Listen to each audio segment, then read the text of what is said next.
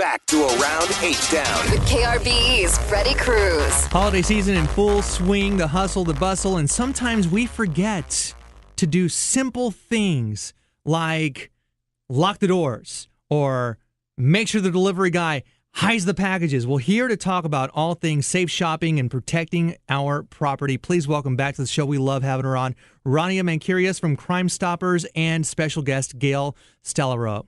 Hey, Freddie. How are you? Thank you for joining us. And,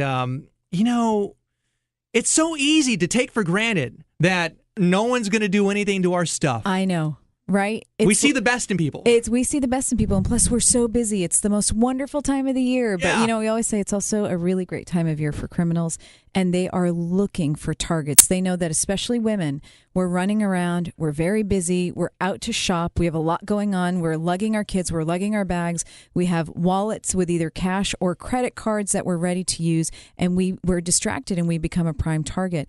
But there's also different things in place. Are we parking our cars in the right place? Are we hanging out in our cars, whether talking on the phone, I've seen some women out in the parking lot and the trunk's wide open and they're organizing bags, or they're walking around and they're distracted, and that makes us a target all year, not just during this time of year. But we think it's important to stop and enjoy the season, enjoy every part of the season, but be safety minded. Think about how you can become a target and make sure it doesn't happen to you. I've got a friend who used to work here, Tony Stiles, used to be a DJ, and it wasn't during the holiday season, but this is like a perfect example. This story right here to show you that you have to be on your game at all time. I was reaching into the backseat of my car, totally bent over into the back seat, reaching for a bag, and he comes up behind me and pretends with his hand, makes a gun and puts it in my side. And This is scary. I have never reached into my car like that at night in the parking lot of KRBE ever again. That would be scary. Ever Yes. again. Well, this is why Gail is, we call her sort of a warrior and a champion because her story is so incredible. Her story is really unique because of what happened to her, but then her story has a whole other level because of what she did after. And Gail, share your story because I think the listeners here need to know what happened to you. I pulled into a parking spot in my neighborhood strip center and actually wasn't on my phone, which everybody asks. And I didn't have shopping bags, and I actually didn't even spend a lot of time sitting in my car. I pulled into the spot, grabbed my purse, opened the door, and before I could even shift my body to get out, I was kind of trapped in my car by a woman holding a gun to my abdomen, and she demanded everything. And it was quick, and I did exactly what she asked for, and I gave her everything, and then she was off, running with my purse, phone, jewelry, iPad. And, I've thought a lot about what I could have done differently that day. And the only thing I've come up with is if I had backed into the parking spot, it wouldn't have given her easy access to me because she came from the back of the car. Mm-hmm.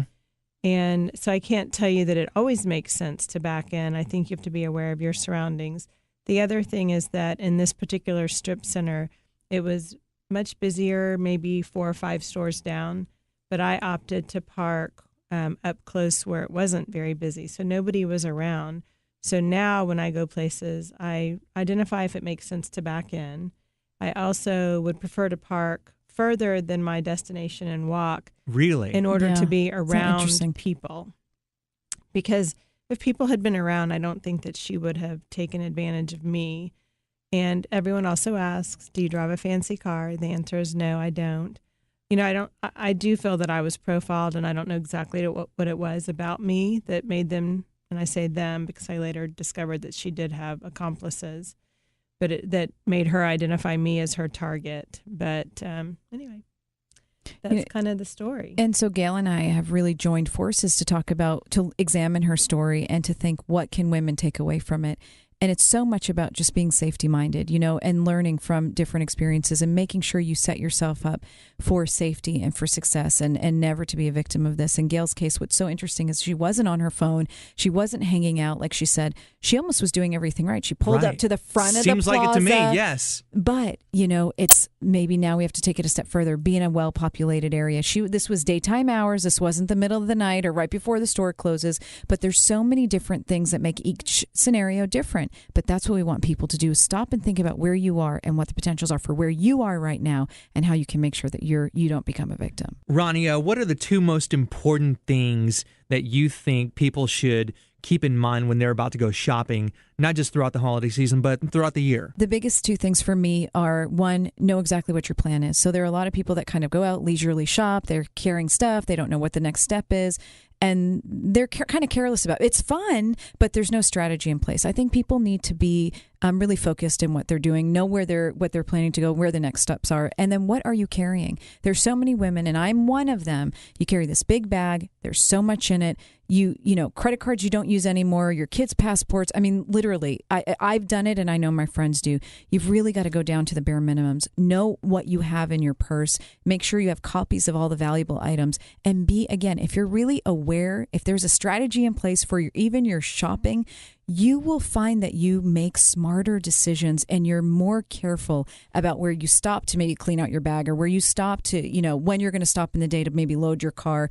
Just, you're going to start thinking about things differently. I think that's huge. And that's making the holiday shopping trips. Now, we had not too long ago somebody dress up in a UPS outfit. Yes. And rob somebody's home. Yep. In front of his family. Horrible. That was here in Houston. That made national news. Galleria area. Yeah. I mean, it was right there. What would you tell families? Because I think we're doing more and more online shopping, it seems. Yeah, exactly. So what would you tell families to in regards to protecting themselves at home? It's a huge issue. And just a number, 60% of us are going towards online shopping. Only 25% of us are saying we're going to go into the malls and go to these retail shops. So we are doing more online shopping.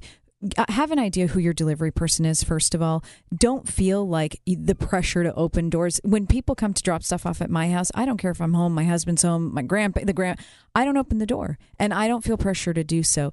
Know if you have a package coming, if somebody else is delivering a package to you, make sure your friends know that you're the type of person, if signature is required, if they're going to send you something, you're not going to open the door. So make sure they tell you if they're going to send something to you. Look outside that door. Look for a marked vehicle. In this case in the Galleria, which was so awful, this man was reading to his kids, getting them ready for bed when the door bell rang, and the person, I don't even know what to call him on the other end. Subhuman cockroach. Yes, I have no words for these people.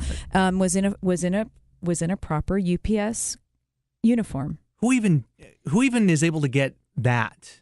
I mean, I know is astonishing. But he wasn't there was no marked vehicle, and he wasn't the usual driver. So again, know who your usual delivery person is, and don't feel the pressure to open the door. And certainly when he did open the door, he fought his way in, and this man tried everything to fight, but they were four, and so they overpowered him.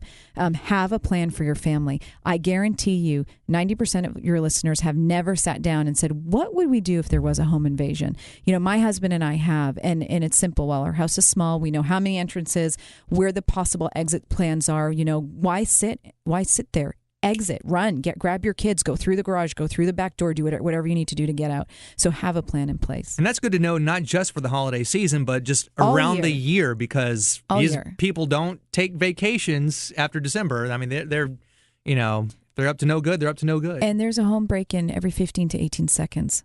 We have about 3.7 million a year. And so about 1/4 of those, 1/4 are while people are at home. And those are the most gruesome kinds, because they're prepared. These criminals are prepared to do whatever they have to the family. Crime-stoppers.org. Lots of great info and resources. And of course, the legendary telephone number. If you see something, you can call in a tip at 713-222-TIPS.